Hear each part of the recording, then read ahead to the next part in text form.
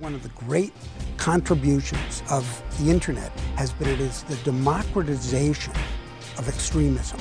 An unintended consequence of putting the single most powerful communication tool in human history in the hands of individuals is that a lot of people are taking advantage of it to spread hate. This is the heart of modern anti-Semitism, post-Holocaust.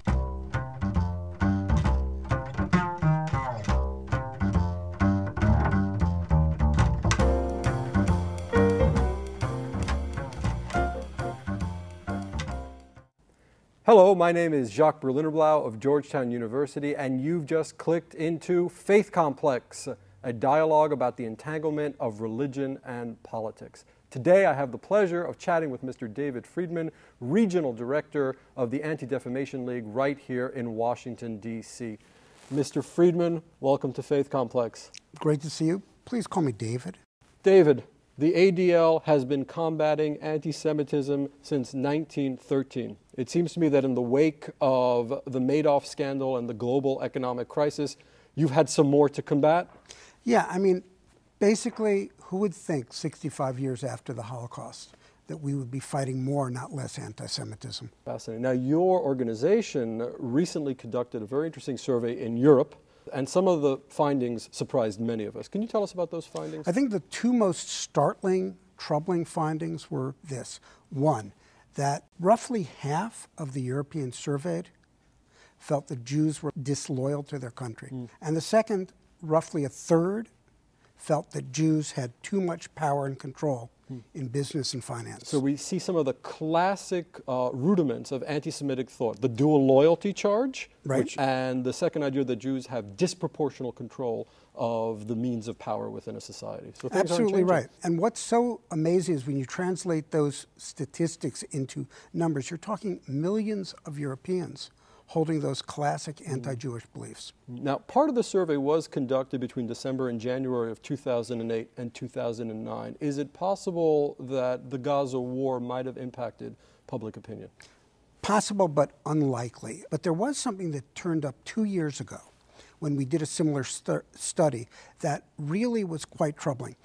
In that study, and then again this time, we found that there were a great many Europeans who hated Israel in the past and then would hate Jews. Now we are seeing about 25% who come to anti-Semitism first by hating Israel. So the anti-Zionism is the prelude to the anti-Semitism. In many cases it is.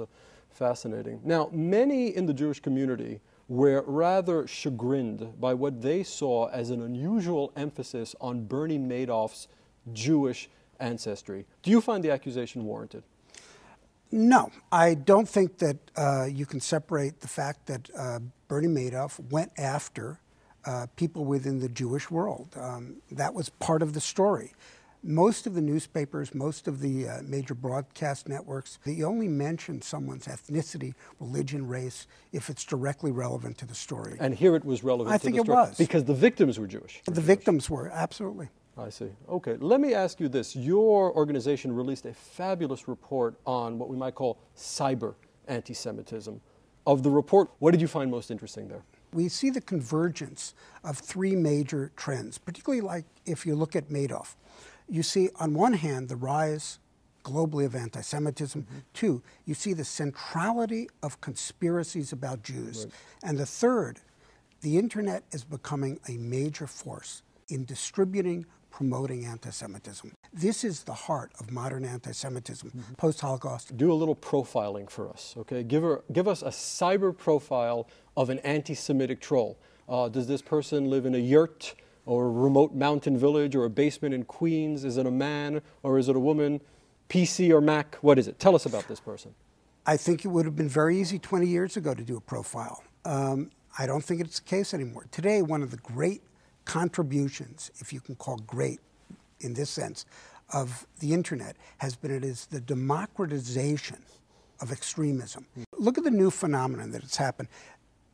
Over the last couple of years, virtually every new means of communication, whether it's blogging, texting, have been corrupted and used by extremists to promote their message. Now, The most telling in the recent economic crisis was the use of the post a comment sections of newspapers. They're trying to be interactive. They did not anticipate that the people who would want to interact are often people with an agenda. How do you deal with commenters? Some say the problem is anonymity. The commenters are anonymous, so they say things they would never dare say in public or in the workplace. Do you think the problem is anonymity? Yeah, I think actually that is in some ways the big problem. People are saying and doing things that they wouldn't do face to face. On the other hand, as long as the internet is the internet, you're going to have people at long distance being able to do things. I think that law enforcement or other parts of society need to intervene. Do you have any worries about the civil liberties hit that is going to result if we start tracking down anonymous commenters on boards, or do you feel that the ends justify the means? Well, I think, first of all, people do not have a First Amendment right to post a comment. That's the discretion of the newspaper. If we're talking about newspapers, they certainly can get the provider to flag, the site to flag an individual comment. Our research division here did a little experiment. We went on to Google and we typed in Jew, so that would be, let me see, J-E-W. We typed it in, we pressed return, and oh my God, many of the websites that originally came up were these hardcore extremist Judeophobic websites. And a disclaimer from the Google folks saying that this was generated by some sort of logarithm and it does not reflect their personal views on the issue. We found that to be absolutely astonishing. What do you make of all of that? What are we seeing when we see this explosion of anti-Semitic websites popping up in cyberspace? Well, this is one of the most troubling parts of the last 10 years. One, you have an increasing willingness on the part of individuals anonymously to express their hatred of Jews. Two, because they are doing more of it, it's more visible, and therefore people are deciding it's more acceptable.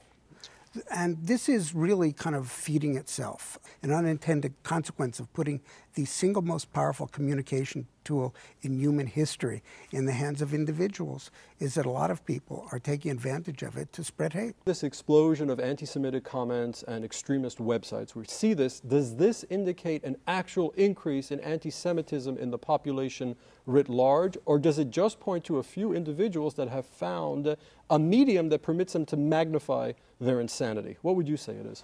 I think that you have to look at the sheer volume to question whether it's only a few individuals. Certainly there are people who devote 24/7 to spreading lies and hatred of Jews. But at the same time, it's coming from so many different sources.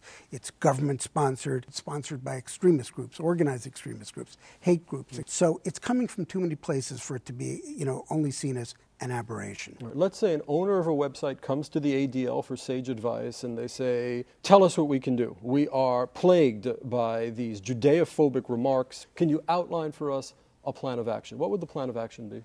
Well, if the problem is the post a comment, one radical solution is not to include post a comment. Another possibility is rigorously scrubbing the anti-Semitic and racist comments and homophobic comments out of there, but that's extremely expensive.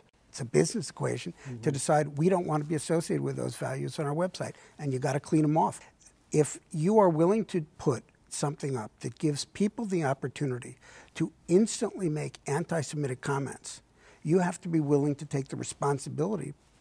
We dealt with this issue 20 years ago when online bulletin boards first appeared and providers said, it's their problem. They put the stuff up. It's not ours to fix it. None of them would now say that. So the provider is accountable. I believe ultimately they're accountable just as anyone who's purveying a product has to answer ultimately to the public.